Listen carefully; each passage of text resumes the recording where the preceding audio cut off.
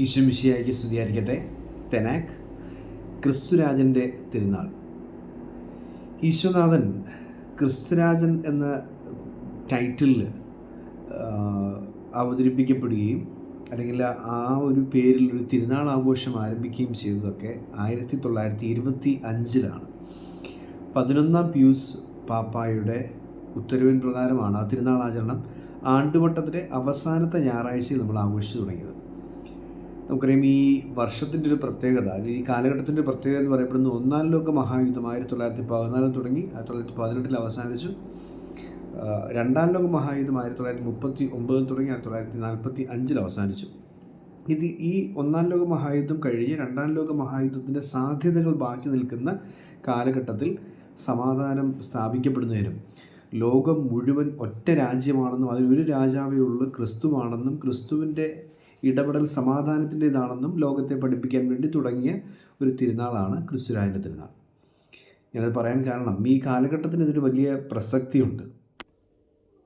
വരുന്ന പുതിയ ആരാധനാക്രമ വർഷത്തിൽ ആഗമനകാലം എന്ന് പറയുന്നത് ഡിസംബർ 24 രാത്രി ഉള്ള ദിവ്യബലിയോടുകൂടി, അതായത് ക്രിസ്മസോടുകൂടി സെൻറ്റ് പീറ്റേഴ്സ് ബസിലിക്കയുടെ ജൂബിലി കവാടം തുറന്നുകൊണ്ട് പരിശുദ്ധ ഫ്രാൻസിസ് പാപ്പ പുതിയൊരു ജൂബിലി വർഷം ആരംഭിക്കുകയാണ്. പ്രത്യാശയുടെ തീർത്ഥാടകർ എന്നൊക്കെയാണ് അതിൻ്റെ തലക്കെട്ടും അതിൻ്റെ ഒരു ധ്യാനചിന്തയുമായിട്ടൊക്കെ ആ ജൂബിലിയെ കുറിച്ച് ഓർപ്പിക്കുന്നത്. പ്രത്യാശ ആണ് പ്രധാനപ്പെട്ട ധ്യാന വിഷയം. കോവിഡ് അനന്തര കാലഘട്ടം ലോകം മുഴുവൻ പല ഇടങ്ങളിലായിട്ട് യുദ്ധവും ഭീകരാക്രമണങ്ങളും വർഗീയതയും പരസ്പരമുള്ള പ്രശ്നങ്ങളും ഒക്കെ, അല്ലെങ്കിൽ ഈ ആഭ്യന്തര പ്രശ്നങ്ങളും ഒക്കെ നിലനിൽക്കുന്നൊരു കാലഘട്ടത്തിലാണ് ഈ ജൂബിലി ആഹ്വാനം നടക്കുന്നത്.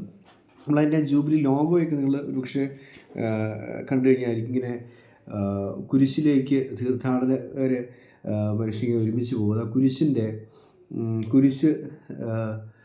കുരിശിലാണ് പ്രത്യാശയുടെ നങ്കൂരം ഇട്ട ആ ഒരു ജീവിത പ്രശ്നങ്ങളുടെ കടലിന് മീതെ നടന്നു പോകുന്ന കുരിശ് ലക്ഷ്യമാക്കി നടന്നു നീങ്ങുന്നു. പക്ഷേ കുരിശാണ് പ്രത്യാശയുടെ നങ്കൂരം എന്നൊക്കെ സൂചിപ്പിക്കുന്നൊരു മനോഹരമായ ലോഗോയൊക്കെ വത്തിക്കാനിൽ നിന്ന് അതിൻ്റെ പ്രകാശനം ചെയ്തു കഴിഞ്ഞു. എൻ്റെ ആ പഠനങ്ങളെല്ലാം പുറത്തു വന്നു കഴിഞ്ഞു. ജൂബിലി വർഷമായിട്ട് ബന്ധപ്പെട്ട പഠനങ്ങളും നമ്മൾ ഈ ദിവസങ്ങളിലൊക്കെ അതുമായിട്ട് ബന്ധപ്പെട്ട കാര്യങ്ങൾ ചിന്തിക്കുകയാണ്. ജൂബിലി ആരംഭിക്കുകയാണ്. ഈ യഥാർത്ഥത്തിൽ ഈ ക്രിസ്തുരാജൻ്റെ തിരുനാൾ തുടങ്ങിയ ആ ഒരു കലുഷിതമായ കാലഘട്ടത്തിന് സമാനമായൊരു കാലഘട്ടത്തിലൂടെ നമ്മൾ പോയിക്കൊണ്ടിരിക്കുന്നത് നമുക്ക് മനസ്സിലാക്കാൻ സാധിക്കും. ക്രിസ്തുരാജൻ്റെ പ്രത്യേകതകൾ എന്തൊക്കെയാണ്? ക്രിസ്തു സമാധാനത്തിൻ്റെ രാജാവാണ്, സ്നേഹത്തിൻ്റെയും കരുണയുടെയും നീതിയുടെയും രാജാവാണെന്നൊക്കെ നമ്മൾ പറയുന്നുണ്ട്. ഇങ്ങനെ ചിന്തിച്ചൊരു കാര്യം ഇതാണ്. നമ്മൾ പഴയ നിയമത്തിലേക്ക് നോക്കുമ്പോൾ ദൈവം സ്വയം അവതരിപ്പിക്കുകയാണ് മോശയ്ക്ക് മുമ്പിൽ. മോശ ദൈവത്തോട് പേര് ചോദിക്കുന്നുണ്ട്. ദൈവം പറയുന്നുണ്ട്, ഐ ആം ഹു ആം, ഏഗോ എമി സും. അതാണ് യഹോവ എന്ന വാക്കിൻ്റെ അർത്ഥം. ഞാൻ ആകുന്നവനാണ്. ഞാൻ ആകുന്നവനാരോ അവൻ എന്നാണ് ആ പേരിൻ്റെ അർത്ഥം. അപ്പോൾ അത് ദൈവത്തിന് മാത്രമേ പറയാനായിട്ട് സാധിക്കത്തുള്ളൂ. നമ്മൾ വേറൊരിടത്ത് എത്തുമ്പം മറ്റൊരു സ്വഭാവമൊക്കെ കാണിക്കുന്നതുകൊണ്ട് നമുക്ക് ആ പേര് ചേരുന്നതല്ല, ദൈവത്തിന് ചേർന്നതാണ്.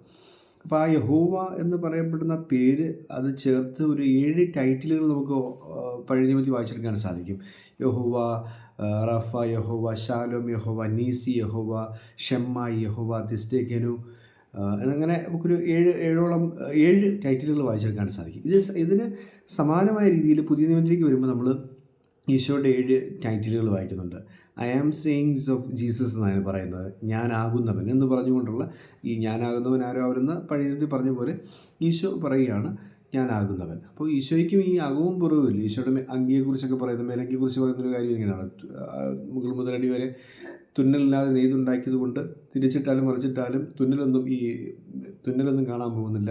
അകവും പുറവും ഒരുപോലെ ജീവിച്ചതാണെന്ന രീതിയിലൊക്കെയാണ് ഈശോയുടെ സ്വഭാവത്തിന് സമാനമായിട്ടാണ് അങ്കി പോലും അവതരിപ്പിക്കപ്പെടുന്നത്. ഈശോ പറയുന്ന 7 കാര്യങ്ങളുണ്ട്. ഞാനാകുന്നു എന്ന് പറഞ്ഞുകൊണ്ട്, ഞാനാകുന്നു ജീവൻ്റെ അപ്പം, ഞാനാകുന്നു ലോകത്തിൻ്റെ വെളിച്ചം, ഞാനാണ് ആടുകളുടെ വാതിൽ, ഞാനാണ് നല്ല ഇടയൻ, ഞാനാണ് ജീവനും പുനരുദ്ധാനവും, ഞാനാണ് വഴിയും സത്യവും ജീവനും, ഞാനാണ് യഥാർത്ഥ മുന്തിരിച്ചെടി. അതിന് 7 ഞാനാകുന്നു എന്ന് പറയപ്പെടുന്ന വാക്യങ്ങൾ ഈശോ പറയുന്നുണ്ട്. അത് യോഹന്നാന്റെ സുവിശേഷത്തിൽ നമ്മൾ 7 നമ്മൾ വായിക്കുന്നത്.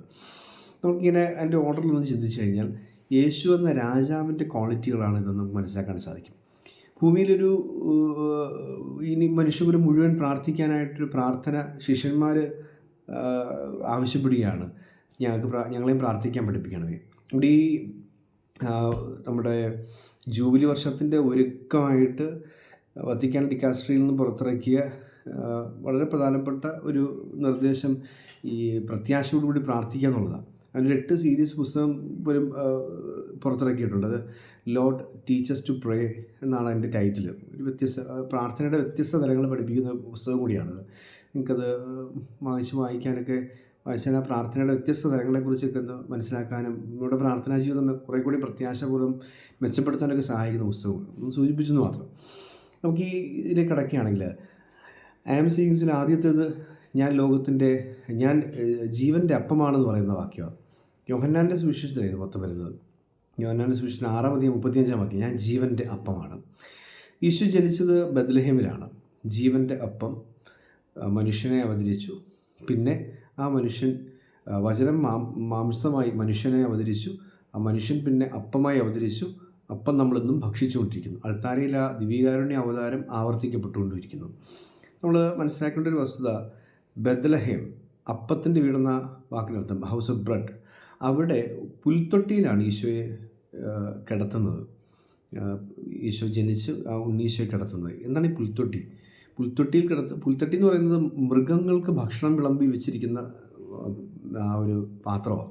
അതിനാണ് ഈശോയെ കിടത്തിയത്. അപ്പോൾ ജീവൻ്റെ അപ്പം മനുഷ്യൻ എപ്പോഴെല്ലാം മൃഗമായി മാറിക്കൊണ്ടിരിക്കുന്നു അപ്പോഴെല്ലാം വീണ്ടും അവനെ മനുഷ്യനാക്കി മാറ്റാൻ സഹായിക്കുന്ന, അല്ലെങ്കിൽ അത് അത്യാവശ്യമായ ഭക്ഷണമാണ് ദിവ്യകാരുണ്യം.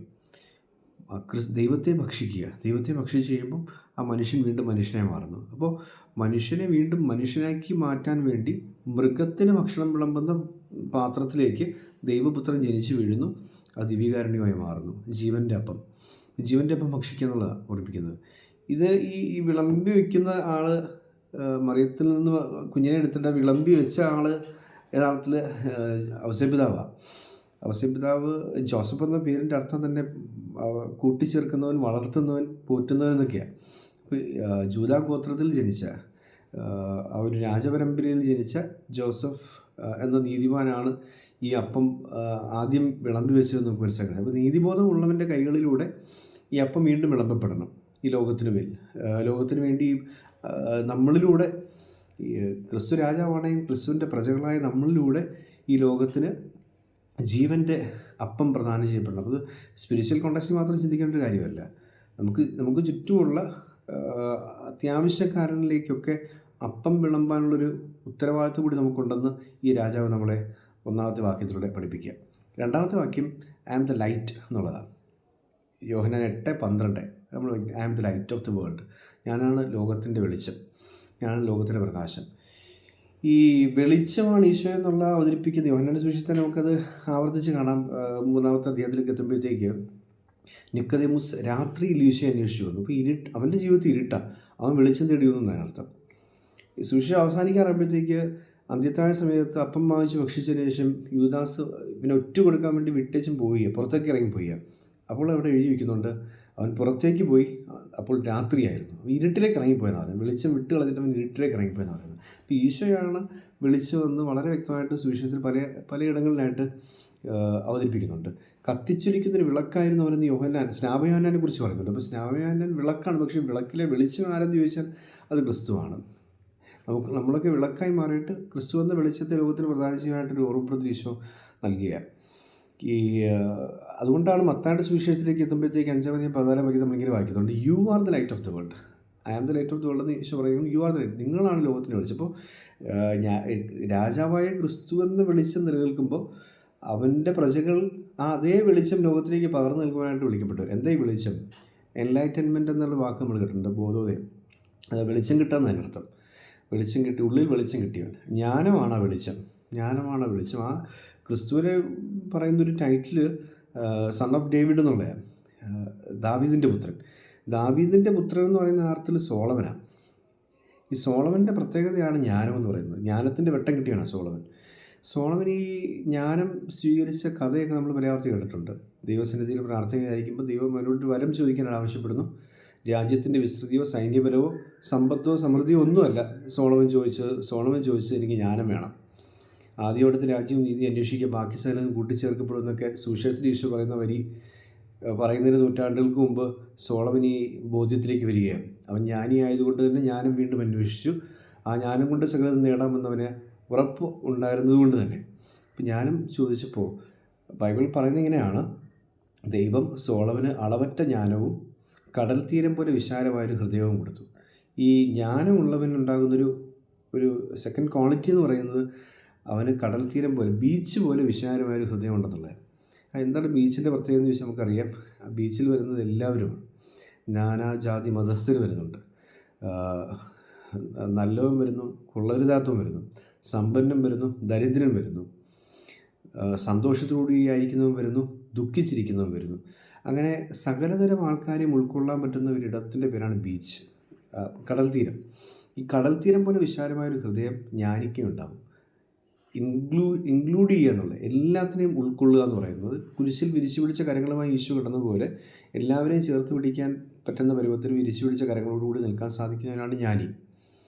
അപ്പോൾ അല്ലാത്ത പക്ഷം അയാൾ ഇങ്ങനെ എക്സ്ക്ലൂഡ് ചെയ്തുകൊണ്ടിരിക്കും. നീ എൻ്റെ മതത്തിൽപ്പെട്ടവനല്ല, നീ എൻ്റെ ജാതിയിൽപ്പെട്ടവനല്ല, നീ ഞങ്ങളുടെ കാറ്റഗറിയിൽപ്പെട്ടവനല്ല, നീ ഞങ്ങളുടെ ഒരു എലൈറ്റ് ഗ്രൂപ്പിൽപ്പെട്ടവനല്ല. അങ്ങനെ നമ്മളിങ്ങനെ ഒഴിവാക്കിക്കൊണ്ടിരിക്കും. ഗ്രൂപ്പ് തിരിക്കും, വിഭാഗീയത ഉണ്ടാക്കും, ഒഴിവാക്കും. നമ്മളിങ്ങനെ ലത്തീൻ കത്തോലിക്കരാണല്ലോ, അപ്പോൾ ബാക്കിയുള്ളതൊന്നും അല്ല. സീറോ മലബാർ മലങ്കരയൊക്കെ മാറിയിരിക്കട്ടെ, നമ്മൾ ലത്തീൻ കത്തോലിക്കരല്ലേ, അല്ലെങ്കിൽ നമ്മൾ കത്തോലിക്കരല്ലേ, നമ്മൾ ക്രിസ്ത്യാനികളല്ലേ. ഇങ്ങനെ എന്തിൻ്റെയൊക്കെ പേരിലാണോ വേർതിരിവുകളും ബാനറുകളും ഒക്കെ ഉണ്ടാകുന്നത്, അതൊന്നും ജ്ഞാനിക്ക് ചേർന്നതല്ല. ഈശോയുടെ ജനനത്തിന് വെളിച്ചം കണ്ടിട്ട് കിഴക്ക് കണ്ട നക്ഷത്രത്തെ പിന്തുടർന്ന് ജ്ഞാനികളെത്തി എന്ന് പറയുന്നുണ്ട് സുവിശേഷത്തിൽ. അപ്പോൾ ഈ വെളിച്ചം കണ്ട്, അതിനേക്കാൾ വലിയ ഈ നക്ഷത്രം കണ്ട് സൂര്യനെ തിരക്കി ഇറങ്ങിയ ജ്ഞാനികളെക്കുറിച്ച് പറയുന്നുണ്ട്. അവരിങ്ങനെ ഞങ്ങളാ ജ്ഞാനികളെന്ന് പറഞ്ഞിട്ട് ബാക്കിയെല്ലാം എക്സ്ക്ലൂഡ് ചെയ്തുകൊണ്ടിരുന്നെങ്കിൽ അവർക്ക് ഈശോയെ കാണാൻ പറ്റത്തില്ലായിരുന്നു. അവർ ഞങ്ങളെക്കാൾ വെട്ടമുള്ള വേറൊരാളുണ്ടെന്ന് തിരിച്ചറിഞ്ഞിട്ട് അയാളെ തിരക്കി ഇറങ്ങിയ ജ്ഞാനികൾ. അപ്പോൾ ഈ വെളിച്ചമാണെന്നൊക്കെ പറയുമ്പം ആ വെളിച്ചമായിരുന്നവൻ നമ്മളെ പഠിപ്പിക്കുന്നൊരു കാര്യം ഇതാണ്: നിനക്കും വെളിച്ചമുണ്ടാണ്, you are the light of the world. അപ്പോൾ നിങ്ങൾക്ക് ഇങ്ങനെ വെളിച്ചമുണ്ടാണെന്ന് പറയുമ്പോഴത്തേക്കും നിങ്ങളും ഈ ബോധോദയത്തിലേക്ക് കടന്നു വരിക, നിങ്ങളുടെ ഉള്ളിൽ ജ്ഞാനം ഉണ്ടാവണം. അപ്പോൾ നിങ്ങളിങ്ങനെ ഈ മാറ്റി നിർത്തലുകളൊക്കെ ഒഴിവാക്കിയിട്ട് എല്ലാവരും ഉൾക്കൊള്ളുന്ന വിശാലമായൊരു ഹൃദയത്തിലേക്ക് നിങ്ങൾ വളരും. അതാണ് രണ്ടാമത്തെ പാഠം. മൂന്നാമത്തെ പാഠം എന്ന് പറയുന്നത് I am the gate of sheep എന്നാണ് പറയുന്നത്. ഞാനാണ് ആടുകളുടെ വാതിൽ. രാജാവ് നമുക്ക് മുമ്പിൽ അവതരിപ്പിക്കുന്ന ആ ഒരു ക്വാളിറ്റി യോഹന്നാൻ സുവിശേഷം 10:9 നമ്മൾ വായിക്കുന്നത്. ഈ ആടുകളുടെ വാതിൽ രാജാവ് നൽകുന്ന പ്രൊട്ടക്ഷനാണ്. രാജാവ് അപ്പം നൽകുന്നവൻ, എല്ലാം ചോദിക്കുന്നതൊക്കെ നൽകാൻ സാധിക്കുന്നവനാണ് രാജാവ്. ആദ്യത്തേത് ഐ ആം ദ ബ്രെഡ്. രണ്ടാമത്തത് ഐ ആം ദ ലൈറ്റ്. ജ്ഞാനിയായിരിക്കണം രാജാവ്. മൂന്നാമത്തെ ഐ ആം ദ പ്രൊട്ടക്റ്റർ. സംരക്ഷണം നൽകുന്നവനാണ് രാജാവ്. അതാണ് നമ്മൾ മൂന്നാമത് വായിക്കുന്നത്. I am the gate of sheep എന്നൊക്കെ പറയുന്നത്. ഈ ആടുകളുടെ വാതിൽ ഞാനാണ്. ഇതിൻ്റെ പ്രത്യേകത നമ്മൾ മുമ്പും കണ്ടിട്ടുള്ളതാണ്. ആടുകളെയൊക്കെ സംരക്ഷിച്ചിരുന്ന നല്ല ഇടയന്മാർ ഒന്നെങ്കിൽ ഇങ്ങനെ ആടുകൾക്ക് ചാടിപ്പോകാൻ പറ്റാത്ത പരുവത്തിന് പൊക്കി വെച്ചിരിക്കുന്ന കല്ലുകൾ കൊണ്ട് കൂട് പോലെ കിട്ടും, അതിന് മേൽക്കൂരൊന്നും ഉണ്ടാകണമെന്നില്ല. അല്ലെങ്കിൽ ഗുഹകൾ, ഇതിനകത്തേക്ക് ആടുകളെ കയറ്റിയതിന് ശേഷം ഇതിന് ഒരു വാതിലില്ല. ഒരു തടി കൊണ്ടോ മറ്റ് എന്തെങ്കിലും കാര്യങ്ങൾ കൊണ്ടോ ഒരു വാതിൽ അതിനില്ല. വാതിലായിട്ട് കുറുകെ കിടക്കുന്നത് ഇടയൻ തന്നെ.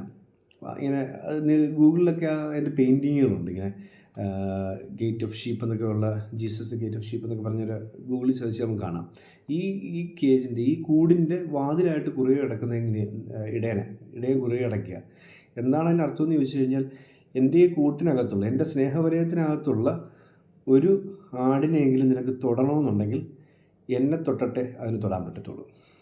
അല്ലെങ്കിൽ തിരിച്ചിങ്ങോട്ടും ആടിനോട് പറയുകയാണ്, നിങ്ങൾക്ക് ഈ സ്നേഹവലയം ഭേദിച്ച് പുറത്തു പോകണമെന്നുണ്ടെങ്കിൽ എൻ്റെ നെഞ്ചത്ത് ചവിട്ടിയിട്ടേ പുറത്തു പോകാൻ പറ്റത്തുള്ളൂ. ഇതാണ് ഈശോ ഉറപ്പിച്ച് പറയുന്നൊരു കാര്യം.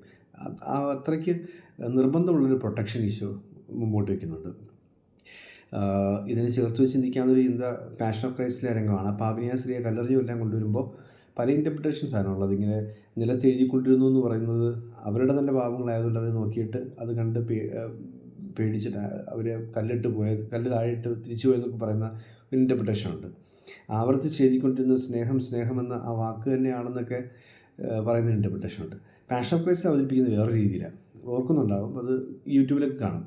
ഇങ്ങനെ ഈശോ ഈ പാവനിയായ സ്ത്രീ ഈശോ ഇങ്ങനെ ചേർന്ന് നിൽക്കുക. അപ്പോൾ ബാക്കി കല്ലെറിയാൻ വന്നവരൊക്കെ ഇങ്ങനെ എതിർവശത്തുണ്ട്. ഈശോ ഈ പാവനിയായ സ്ത്രീ ഈശോ നിൽക്കുന്നതിന് ഇപ്പുറത്തൂടെ നിലത്തൊരു വര വരയ്ക്കുന്നുണ്ട്. ഇങ്ങനെ പൊടിപടലമൊക്കെ ഉയർന്നിട്ട് ഒരു വര ഇങ്ങനെ വരച്ചിരിക്കുക. സ്ലോ മോഷനിൽ അത് വളരെ ഭംഗിയായിട്ട് പിന്നീട് ഒരുപാട് പാട്ടുകളിലൊക്കെ അത് ആവർത്തിച്ച് ഉപയോഗിച്ചിട്ടുണ്ട്. രംഗം ആ വര ഇല്ല ലക്ഷ്മണരേഖ വരച്ചിട്ടു എന്നൊക്കെ പറയുന്ന പോലെ വര വരച്ചിട്ടു. അതിൻ്റെ അർത്ഥമേ ഉള്ളൂ, ഒരൊറ്റ അർത്ഥമേ ഉള്ളൂ, ഇനി എന്നിൽ ശരണപ്പെട്ട് നിൽക്കുന്ന പാപിനിയായ ഈ സ്ത്രീയെ നിങ്ങൾക്ക് തൊടണമെന്നുണ്ടെങ്കിൽ ഈ വര ഭേദിച്ച് ഇപ്പുറത്ത് വരണം. ഞാൻ എൻ്റെ അധികാരത്തോടു കൂടി എന്നോട് ചേർന്ന് നിൽക്കുന്ന ഒരാളെ സംരക്ഷിക്കാൻ തുടങ്ങിയിട്ടുണ്ടെങ്കിൽ ഇനി അയാളെ തൊടാൻ ആർക്കും അധികാരമില്ല, ആർക്കും അവകാശമില്ല. അയാൾക്ക് മേൽ കുറ്റം ആരോപിക്കാൻ ആർക്കും അവകാശമില്ല. അയാളെ ഞാൻ ചേർത്ത് പിടിച്ചിരിക്കുക. അങ്ങനെ ചലഞ്ചിങ് ആയ ഒരു പ്രൊട്ടക്ഷനൊക്കെ നമുക്ക് വേണ്ടി മുമ്പോട്ട് വയ്ക്കാൻ കഴിവുള്ള ശക്തിയുള്ള രാജാവാണ് ഈശോ എന്ന് ഈശോ പ്രഖ്യാപിക്കുകയാണ്. I am the gate of sheep, ഞാനാണ് ആടുകളുടെ വാതിൽ, ഞാനാ വാതിൽ, എന്നെ ഭേദിച്ച് മുമ്പോട്ട് പോകും എന്ന് ഈശോ ചലഞ്ച് ചെയ്യുക. പ്രൊട്ടക്ഷൻ രാജാവ് നൽകുന്നത്. 4ാമത്തെ ടൈറ്റിൽ എന്ന് പറയാൻ ദ ഗുഡ് ഷെപ്പേർഡ്, നല്ല ഇടയൻ. നല്ല ഇടയനെക്കുറിച്ച് നമ്മൾ ബൈബിളിൽ ഉടനീളം ഇടയന്മാരാണ്. ആബേൽ ഇടയനായിരുന്നു, അബ്രഹാം ഇടയനായിരുന്നു, മോശ, ദാവീദ്, ഇവരൊക്കെ ഇടയന്മാരായിരുന്നു. പ്രവാചകന്മാരിലേറെ പങ്കും ഇടയന്മാരായിരുന്നു. അപ്പോൾ ഇടയന്മാരുടെ കൂട്ടത്തിൽ നിന്നായിരുന്നു പ്രധാനപ്പെട്ട ആൾക്കാരെ ദൈവം തിരഞ്ഞെടുത്തിരുന്നു എന്നുള്ളത് വളരെ വലിയൊരു പ്രത്യേകത. അത് ഇടയൻ്റെ മനസ്സുണ്ടായിരിക്കണം എന്നുള്ള നിർബന്ധമുള്ളതുകൊണ്ടാണ്. ഇടയൻ എന്താ ചെയ്യുന്നത്? നമ്മൾ 23ാം സങ്കീർത്തനത്തിലേക്ക് വരുമ്പോൾ പല കാര്യങ്ങൾ ഇടയൻ ചെയ്യുന്നുണ്ട്. ഇടയൻ്റെ വളഞ്ഞ വടിയൊക്കെയാണ് ഇപ്പോഴും മെത്രാന്മാരൊക്കെ ഉപയോഗിക്കുന്നത്. ആ വളഞ്ഞ വടി സൂചിപ്പിക്കുന്നത് ആകാശത്തേക്ക് ഉയർന്നു നിൽക്കുന്ന ചില്ലകളെ ആ വടി കൊണ്ട് വളച്ച് പിടിച്ച് ചായച്ച് ആടിന് തിന്നത്തക്ക പരുവത്തിന് താഴത്തേക്ക് എത്തിച്ചു കൊടുക്കുക എന്നുള്ളതാണ്. അതായത് സ്വർഗീയ അനുഗ്രഹങ്ങളെ ഭൂമിയിലെ മനുഷ്യരിലേക്ക് ഇങ്ങനെ ചായച്ചു കൊടുക്കാനൊക്കെ ആയിട്ട് ഉള്ളൊരു സൂചനയായിട്ടാണ് വളഞ്ഞ വടി ഇപ്പോഴും മെത്രാന്മാർ ഉപയോഗിച്ചുകൊണ്ടിരിക്കുന്നത്. മെത്രാൻ്റെയൊക്കെ കയ്യിലിരിക്കുന്നതാണ് നമ്മൾ കാണുന്നത്. എന്താണെങ്കിലും ഈ അനുഗ്രഹങ്ങളെ താഴേക്ക് കൊണ്ടുവരിക എന്ന് പറയുന്ന ഒരു സ്പിരിച്വൽ റെലവുണ്ട് ഇടയന്. നമ്മൾ ആ 23ാം സങ്കീർത്തനം വായിക്കുന്നത് ഒരുപാട് കാര്യങ്ങൾ അതിനകത്ത് പറയുന്നത്. നമ്മൾ എല്ലാത്തിലേക്കും കിടക്കുന്നില്ല. ഞാൻ അതിനകത്ത് ഒരെണ്ണം ഒന്ന് എടുത്തു പറയുന്ന ഇതാണ്, അവൻ ഈ ആടുകളെ സ്വച്ഛമായ ജലാശയത്തിലേക്ക് നയിച്ചു. ഇങ്ങനെ കലങ്ങാത്ത ഒരു ജലാശയത്തിലേക്ക് നയിച്ചു എന്ന് പറയുന്നൊരു വാക്യമുണ്ട്. മരണത്തിൻ്റെ നിഴൽ വീണ് കിടക്കുന്ന താഴ്വരയിലൂടെ കൊണ്ടുപോകുമ്പോഴും ഒരനർത്ഥവും പേടിക്കാതെയൊക്കെ പോകാൻ സാധിക്കുന്നു എന്ന് പറയുന്നതിൻ്റെ കാരണമായിട്ട് ഈ സ്വച്ഛ ജലാശയത്തിലേക്ക് പോയി എന്ന് പറയുന്നൊരു കാര്യമുണ്ട്. അതിനർത്ഥം ഇതാണ്, അവിടെ കുതിരകൾ യുദ്ധഭൂമിയല്ലത്. കുതിരകൾ ഇങ്ങനെ പോയതിൻ്റെ ഭാഗമായിട്ട് കലങ്ങിപ്പോയൊരു ജലാശയം അവിടെ ഇല്ല. സ്വച്ഛമായ ജലാശയമാണ്. യുദ്ധമില്ലാത്ത അല്ലെങ്കിൽ കലുഷിതമല്ലാത്തൊരു പ്രദേശത്തേക്ക് ദൈവം നിൻ്റെ ഹൃദയത്തെ കൂട്ടിക്കൊണ്ടുപോകും. നിൻ്റെ ഹൃദയത്തെ കൂട്ടിക്കൊണ്ടുപോകും. യുദ്ധമില്ല. അപ്പോൾ യുദ്ധ നിയമപ്രകാരം കുതിരപ്പുറത്ത് നിന്നും താഴെ ഇറങ്ങി കഴുതപ്പുറത്ത് കയറി സഞ്ചരിച്ച ഒരു രാജാവുണ്ടെങ്കിൽ അത് സമാധാനം ആഹ്വാനം ചെയ്യുന്നതാണ് യുദ്ധ നിയമപ്രകാരം. അപ്പം ജെറുസലേം പ്രവേശനമൊക്കെ നമ്മൾ കാണുന്നത് അങ്ങനെ തന്നെ, കഴുതപ്പുറത്ത് കയറി യേശു വരുന്നത്, കുതിരപ്പുറത്തല്ല. അതായത് സമാധാനം ആഹ്വാനം ചെയ്യുന്നൊരു രാജാവ്. അങ്ങനെയാണ് ഈശോ സ്വയം അവതരിപ്പിക്കുന്നത്. ഇപ്പോൾ ഗുഡ് ഷെപ്പേർഡ് എന്നൊക്കെ പറയുന്നൊരു രംഗം ഈശോ ഒരു കഥ പറയുന്നുണ്ടല്ലോ, 99 വിട്ട് ഒന്നിൻ്റെ പുറകെ പോയെന്ന് പറയുന്ന കഥ. നമ്മൾ കേൾക്കുമ്പോൾ നമുക്ക് പുതിയ കഥയാണ്, ഈശോ പറഞ്ഞൊരു കഥയാണ്. ഈശോ ഈ കഥ പറഞ്ഞുകൊണ്ടിരിക്കുമ്പോഴത്തേക്ക് ആ നാട്ടുകാരെ സംബന്ധിച്ചിടത്തോളം പുതിയ കഥയല്ല, അവരെ നേരത്തെ കേട്ടിട്ടുണ്ട്. ആ നല്ല ഇടയൻ മോശയാണെന്നാണ് പറയുന്നത്. മോശയെക്കുറിച്ച് പറഞ്ഞിരുന്നൊരു നാടോടി കഥയാണ്. അപ്പം ആ ഒരു മോശ എന്ന നല്ലിടയനാണ് സീനായി മലയിൽ നിന്നും 10 കൽപ്പനകൾ ഭൂമിയിലേക്ക് കൊണ്ടുവന്നെങ്കിൽ ക്രിസ്തു എന്ന സെക്കൻഡ് മോസസ്, 2ാം മോശ ഒറ്റ വാക്കിൽ ആ കൽപ്പനയെല്ലാം കൂടെ വീണ്ടും മനുഷ്യൻ്റെ മുമ്പിലേക്ക് കൊണ്ടുവരികയാണ്. എൻ്റെ ആടുകൾക്ക് വേണ്ടി ഒറ്റ കൽപ്പനയുള്ളൂ, സ്നേഹം. ഒറ്റ വാക്കിൽ ആ കൽപ്പന തരുന്നു. എന്നിട്ട് ആടിനെ ആ സ്നേഹത്തിൻ്റെ തലത്തിലൂടെ സമാധാനത്തിൻ്റെ സ്വച്ഛമായ ജലാശയത്തിലേക്ക് കൊണ്ടുപോകുന്ന നല്ല ഇടയനായിട്ടാണ് ഈശോനെ മനസ്സിലാക്കാൻ സാധിക്കുക. ചേർന്ന് നിൽക്കുന്ന ആടുകൾക്ക് വേണ്ടി ഈ ഇടയ ശബ്ദം എന്നൊക്കെ മറ്റൊരു സൂസപ്പാക്കിയ പുസ്തകം നമ്മൾ മുമ്പ് ചിന്തിച്ചിട്ടുള്ളതാണ്. അതിൻ്റെ ആമുഖ ഭാഗത്തൊക്കെ പറയുന്നൊരു വാക്യമുണ്ട് ഇങ്ങനെ, ആടിനെ തോളിലേറ്റി ഇടയൻ, ആടുകളെ വഴി നടത്തിക്കൊണ്ടിരിക്കുന്ന ഇടയൻ, ഇങ്ങനെയൊക്കെയുള്ള ഇടയന്മാരുടെ, കുഴിയിൽ വീണ ആടിനെ പിടിച്ചു കയറ്റാൻ ശ്രമിക്കുന്ന ഇടയൻ, അങ്ങനെയൊക്കെയുള്ള ഇടയന്മാരുടെ ചിത്രങ്ങൾ നിങ്ങൾ കണ്ടിട്ടുണ്ടല്ലോ. എന്നാൽ അതിനേക്കാൾ ഇമ്പ്രസീവായൊരു മറ്റൊരു ചിത്രമുണ്ട്. ആടിനെ നെഞ്ചോട് ചേർത്ത് പിടിച്ചേക്ക് നിൽക്കുന്ന ഇടയൻ ചോര വാർന്ന് നിൽക്കുകയാണ്. ശിരസ്സിലും മുഖത്തുമൊക്കെ ഈ ദേഹത്തുമൊക്കെ ആയിട്ട് ചോര വാർന്ന് നിൽക്കുന്നൊരു ഇടയൻ്റെ ചിത്രം കൂടിയുണ്ട്. അതായത് ആടുകൾക്ക് വേണ്ടി മുറിവേറ്റൊരു ഇടയൻ. അങ്ങനെ ഒരു ഇടയനായിട്ടാണ് നമുക്ക് ഈശോയെ കാണാനായിട്ട് സാധിക്കുക. അവൻ മുറിവേറ്റെങ്കിലും നമ്മളെ സമാധാനത്തിലേക്ക് നയിക്കുവാൻ ശ്രദ്ധിക്കുന്നൊരു ഇടയൻ, അതാണ് നല്ലിടയൻ. അതാണ് ആ രാജാവിൻ്റെ പ്രത്യേകത. രാജാക്കന്മാരെ സൂചിപ്പിക്കാൻ ഇടയൻ എന്ന വാക്കന്നെ ഉപയോഗിച്ചിരുന്നത്. ഇടയന്മാർ രാജാവായിട്ട് അങ്ങനെയാണ് പഴയ നിയമത്തിൽ നമ്മൾ വായിക്കുന്ന മൊത്തം. അപ്പോൾ ഇടയൻ രാജാവാണ്, അല്ലെങ്കിൽ രാജാവ് ഇടയനായി മാറിക്കൊണ്ട് സംരക്ഷണം നൽകുന്നു. അഞ്ചാമത്തെ ടൈറ്റിൽ എന്ന് പറയുന്നത് I am the life and resurrection എന്ന് പറയുന്ന ഭാഗമാണ്. അത് 11-ാം അധ്യായത്തിൽ 25-26 വാക്യങ്ങൾ നമ്മൾ വായിക്കുന്നുണ്ട്. ഞാനാണ് ജീവനും പുനരുദ്ധാനവും. ജീവനും പുനരുദ്ധാനം, ഇത് ഈശോ പഠിപ്പിക്കുന്നത് നമുക്ക് മനസ്സിലാക്കിയെടുക്കാൻ സാധിക്കുന്നത് ഈശോയുടെ കുരിശുമരണവുമായിട്ട് ബന്ധപ്പെട്ട് തന്നെ. ഈശോ കുരിശ് കിടക്കുമ്പോഴത്തേക്ക് അപ്പുറത്തും ഇപ്പുറത്തും 2 കള്ളന്മാർ കിടക്കുന്നുണ്ട്. ജസ്റ്റിസും ഡിസ്മിസും എന്നാണ് ഒരു പേരായിട്ടൊക്കെ പാരമ്പര്യത്തിൽ പറയുന്നത്. ഇപ്പോൾ വേറെയും പേരുകൾ പറയുന്നുണ്ട്. ഈ ജസ്റ്റിസ് ഇങ്ങനെ പറയുകയാണ്, ഈ ദൈവപുത്രനാണെങ്കിൽ കുരിശിൽ നിറങ്ങി വന്ന് നിന്നെ ഞങ്ങളെ രക്ഷിക്കുക. അപ്പോൾ ഡിസ്മിസ് തിരിച്ചു പറയുന്നു, അങ്ങനെ പറയരുത്, അതല്ല, നമ്മൾ അനുഭവിച്ചുകൊണ്ടിരിക്കുന്നത് നമ്മുടെ ചെയ്തികളുടെ പ്രതിഫലം തന്നെ. പക്ഷേ അവൻ നീതിമാനാണ്. എന്നിട്ട് ഇയാൾ ഈശോയുടെ മുമ്പിൽ ഒരു അപേക്ഷ വയ്ക്കുക. ഈ കള്ളൻ ബുദ്ധിമാനായ കള്ളനാണ്. അവസാനം ഒരൊറ്റ വരി കൊണ്ട് അവൻ സ്വർഗവും അടിച്ചു മാറ്റി. ഇങ്ങനെ വരി പറയുന്നത് ഇങ്ങനെയാണ്, നീ നിൻ്റെ രാജ്യത്ത് പ്രവേശിക്കുമ്പോൾ എന്നെ കൂടെ ഓർക്കണേ. രാജ്യത്ത് ഉറപ്പിച്ച് പറയുന്നൊരു കാര്യമുണ്ട്. നീ കിടക്കുന്ന നീ രാജാവാണെന്ന് എനിക്കറിയാം, അതുകൊണ്ടാണ് ഇവൻ ആ വാക്യം പറയുന്നത്. നീ രാജ്യത്ത് പ്രവേശിക്കുമ്പോൾ എന്നെ കൂടി ഓർക്കണം. ഇപ്പോൾ ഈശോ പറയുന്നു, നിശ്ചയമായി നീ എന്നോട് കൂടെ പരദീസയിലായിരിക്കും, നീ എൻ്റെ രാജ്യത്തുണ്ടായിരിക്കും. രാജാവാണെന്നുള്ള പ്രഖ്യാപനത്തോടു കൂടിയൊക്കെയാണ് അവസാനം ആ കുരിശിലേക്കുള്ള 7 മൊഴികളെന്നൊക്കെ പറഞ്ഞിട്ട്, കുരിശിൽ നിന്നുള്ള 7 മൊഴികൾ ഈശോ പറഞ്ഞതാണ്. കുരിശിലേക്കുള്ള 7 മൊഴികളെന്നൊക്കെ പറഞ്ഞുകൊണ്ട് 7 വാക്യങ്ങളുണ്ട്. അതിലൊരു വാക്യം ഇതാ, നീ എൻ്റെ രാജ്യത്ത് പ്രവേശിക്കുമ്പോൾ എന്നെ ഓർക്കണമേ. അപ്പോൾ ഈശോ എന്ന രാജാവ് മരണത്തിനും അപ്പുറത്തേക്ക് നീളുന്ന രാജ്യത്തിൻ്റെ രാജാവാണെന്ന് ഓർപ്പിക്കുക. ഈ ഭൂമിയുടെ മാത്രം രാജാവല്ല, ഈ ഭൂമിയുടെ രാജാവേ അല്ല. പീലാത്തോസിന് മുമ്പിൽ ഉള്ള സംഭാഷണ ഭാഗമാണ് നമ്മൾ സുവിശേഷ ഭാഗമായിട്ട് ഇന്ന് തിരുനാളിന് വായിക്കുന്നത്. അവിടെ പറയുന്നുണ്ട്, എൻ്റെ രാജ്യം ഐഹികമല്ല, ആയിരുന്നുവെങ്കിൽ എനിക്ക് വേണ്ടി എൻ്റെ സേവകന്മാർ പടവെട്ടുമായിരുന്നു. ഇപ്പോൾ ക്രൈസ്തവ സഭയുമായിട്ടൊക്കെ ബന്ധപ്പെട്ട് ഈ നാട്ടിൽ, ഈ രാജ്യത്ത്, ഈ ലോകത്ത് പടവെട്ടിക്കൊണ്ടിരിക്കുന്ന മനുഷ്യരെ കാണുമ്പോഴത്തേക്ക് ഈ വാക്യം പെട്ടെന്ന് ഓർമ്മ വരുന്നത്. ഈ നാട്ടിൽ പടവെട്ടാനുള്ളതാണോ? ആത്മീയമായ സമരങ്ങൾക്ക് വേണ്ടിയാണ് കൂടുതൽ ശ്രദ്ധ പുലർത്തേണ്ടതെന്നുള്ള ഓർമ്മപ്പെടുത്തൽ കൂടി ഈ വാക്യം നമുക്ക് മുമ്പ് വയ്ക്കുന്നുണ്ട്. 6-മതായിട്ട് I am the way truth and life എന്ന് പറയുന്ന വാക്യമാണ്.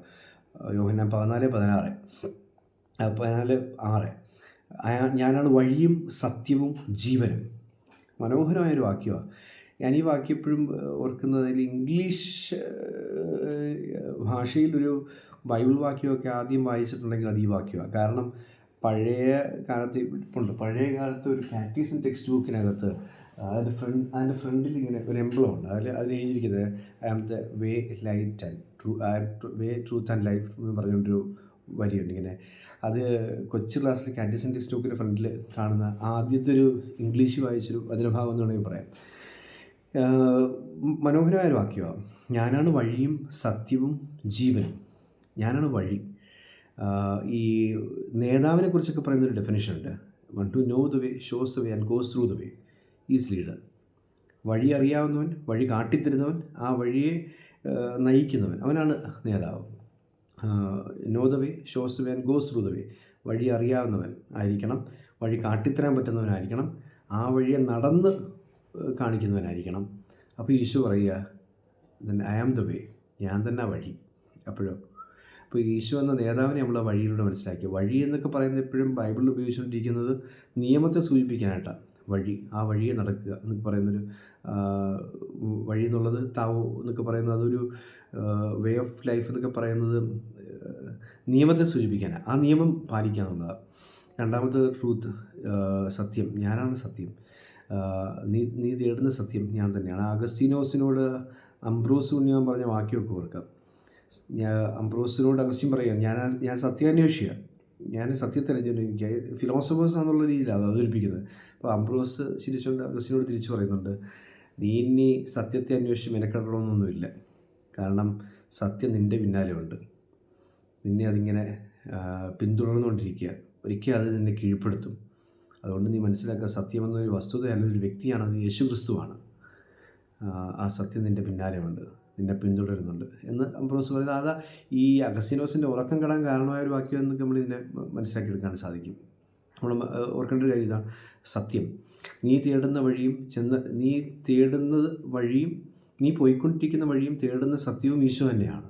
അവിടെ ചെന്ന് ചേരുമ്പോൾ നിനക്ക് ജീവൻ ലഭിക്കുകയും ചെയ്യും. ഐ ആം ദ ലൈഫ്, ഞാനാണ് ജീവൻ. ഇതാരോടാണ് ഈശോ പറഞ്ഞത്? തോമാസ്ലിയോടാണ്. തോമാസ്ലിയ കാലങ്ങൾക്കപ്പുറം ഭാരതത്തിൽ വന്നു എന്ന് പറയപ്പെടുന്ന അപ്പോസ്തലനാണ്. ഭാരതത്തിലെ ആർഷഭാരത സംസ്കാരത്തിലെ ഋഷിവര്യന്മാർ കാലങ്ങളായി പ്രാർത്ഥിച്ചുകൊണ്ടിരുന്ന പ്രാർത്ഥനയാണ് അസത്തോമ സത്കമയ, തമസോമ ജ്യോതിർഗമയ, മൃത്യോമ അമൃതംഗമയ. ഇരുട്ടിൽ നിന്ന് ഞങ്ങളെ വെളിച്ചത്തിലേക്ക് നയിക്കണമേ, ഐ ആം ദ ലൈറ്റ്. അസത്യത്തിൽ നിന്നും ഞങ്ങളെ സത്യത്തിലേക്ക് നയിക്കണമേ, ഐ ആം ദ ട്രൂത്ത്, ഞാനാണ് സത്യം. മരണത്തിൽ നിന്നും ഞങ്ങളെ ജീവനിലേക്ക് നയിക്കണമേ, മർത്യതയിൽ നിന്നും അമർത്യതയിലേക്ക് നയിക്കണമെന്നുള്ള ഐ ആം ദ ലൈഫ്, ഞാനാണ് ജീവൻ.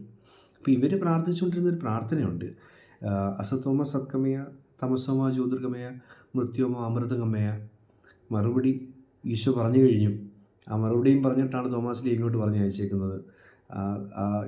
തോമാസ്ലിയ വന്നു ചേരേണ്ട നാട്ടിലെ പ്രാർത്ഥന ഇതൊക്കെ ആയിരിക്കണമെന്ന് മുൻകൂട്ടി കണ്ടിട്ട് ഈശോ അവരോടാണ് ഈ വാക്യം പറഞ്ഞത്: ഞാനാണ് വഴിയും സത്യവും ജീവനും. നീ പോകേണ്ട വഴിയും തേടേണ്ട സത്യവും അനുഭവിക്കേണ്ട ഉൾക്കൊള്ളേണ്ട ജീവനും ഞാൻ തന്നെയാണെന്ന് ഈശോ പഠിപ്പിക്കുക. ഏഴാമതായിട്ട് I am the true vine, മുന്തിരിച്ചെടി, യഥാർത്ഥ മുന്തിരിച്ചെടി ഞാനാണ്.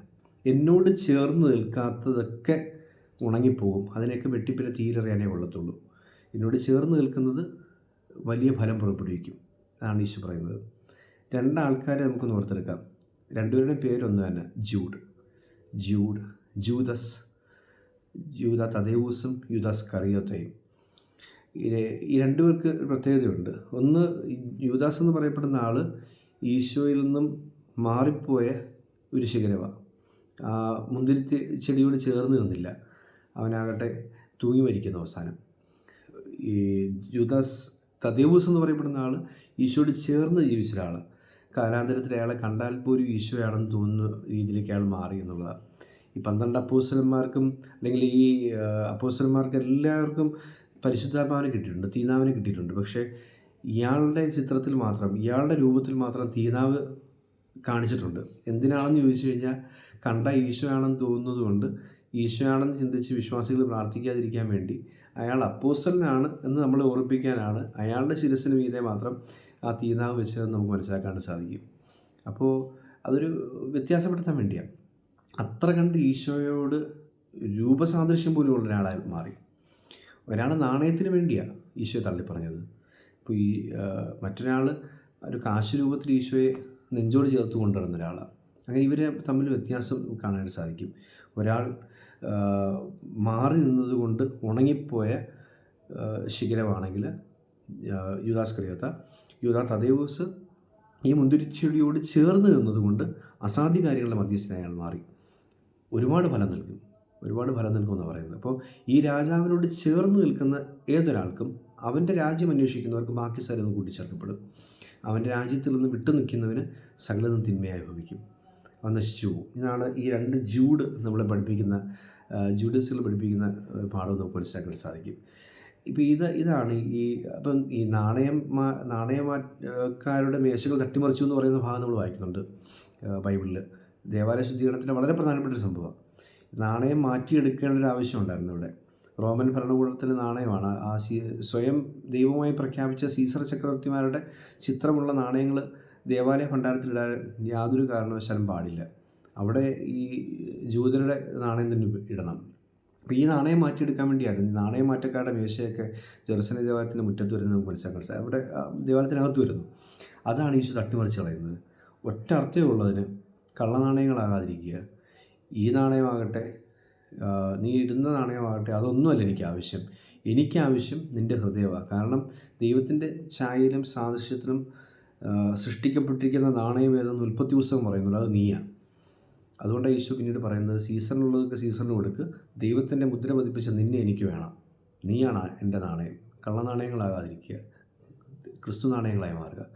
ഇതാണ് ഈ മുന്തിരിച്ചെടിയിലെ യഥാർത്ഥ ശാഖയെ ചേർന്ന് നിൽക്കുക എന്നുള്ള അർത്ഥമാക്കുന്നത്. അപ്പോൾ ഈശോ നമ്മളോട് വളരെ കാര്യമായിട്ട് ആ രാജാവ് നമ്മളെ പഠിപ്പിക്കുക, അപ്പം നൽകുന്നവനല്ല, നിനക്കായി അപ്പമായി മാറിയ രാജാവ് ഞാനാണ്. അപ്പം നൽകുന്നവനല്ല രാജാവ്, പക്ഷേ അപ്പമായി മാറിയ രാജാവ്. വെളിച്ചമുള്ള ജ്ഞാനത്തിൻ്റെ വെട്ടമുള്ള രാജാവ് ഞാനാണ്. ബാക്കി രാജാക്കന്മാരുടെ അറിവല്ല, എനിക്ക് ജ്ഞാനമാണുള്ളത്. മൂന്നാമത്, ഞാൻ തന്നെയാണ് നിങ്ങളുടെ വാതിലായി കിടക്കാൻ പോകുന്നത്. ചേർത്ത് പിടിച്ച് സംരക്ഷിക്കും മരണത്തോളം, അതേ കുരിശുമരണത്തോളം നിന്നെ രക്ഷിക്കുവാൻ കെൽപ്പുള്ള രാജാവ്, അതിലെ സ്നേഹം പ്രകടിപ്പിക്കാൻ കഴിവുള്ള രാജാവ് ഞാനാണ് നിൻ്റെ നല്ല ഇടയനായി നിൽക്കാൻ പോകുന്ന, നിൻ്റെ ശാന്തതയിലേക്ക് നയിക്കുന്ന ഇടയനായ രാജാവ് ഞാനാണ്. മരണത്തിനപ്പുറവും നിന്നെ ഭരിക്കാൻ കെൽപ്പുള്ള രാജാവ് ഞാനാണ്. ജീവനും പുനരുദ്ധാനവും ഞാനാണ്. വഴിയും സത്യവും ജീവനും. നീ പോകേണ്ട വഴിയും അന്വേഷിച്ച് ചെന്നെത്തേണ്ട സത്യവും ആസ്വദിക്കേണ്ട ജീവനും ഞാൻ തന്നെയാണെന്ന് ഈശോ വ്യക്തമായും പഠിപ്പിക്കുക. ഋഷിവര്യന്മാരുടെ പ്രാർത്ഥനയ്ക്ക് മറുപടി എന്നോണം. ആറാമതായിട്ട്, ഞാനാണ് വഴി സത്യം ജീവൻ. ഏഴാമതായിട്ട് പറയുന്നത്, ഞാനാണ് യഥാർത്ഥ മുന്തിരിച്ചെടി. എന്നോട് ചേർന്ന് നിൽക്ക്, ഒരുപാട് ഫലം നീ പുറപ്പെടുവിക്കും. അപ്പോൾ നീ എൻ്റെ രാജ്യത്തിൽ അംഗമാണെന്ന് നിൻ്റെ പ്രവൃത്തികൾ കൊണ്ട് നിന്നെ ലോകം തിരിച്ചറിയുകയും ചെയ്യും. അല്ലാത്ത പക്ഷം നീ എന്നിൽ നിന്ന് മാറി ഉണങ്ങിക്കരിഞ്ഞ കമ്പായി മാറുകയും അത് തീരിടേണ്ട ആവശ്യം വരികയും ചെയ്യും. അപ്പോൾ ക്രിസ്തു രാജാവ് നമ്മളെ പഠിപ്പിക്കുന്ന ഈ 7 ടൈറ്റിലുകളിലൂടെ പഠിപ്പിക്കുന്ന പാഠങ്ങൾ ഉൾക്കൊണ്ടിട്ട് അവൻ്റെ രാജ്യത്തിലെ പ്രജയായി മാറാം, അവൻ്റെ പ്രതിനിധിയായി മാറാം. ദൈവം നമ്മെ അനുഗ്രഹിക്കട്ടെ.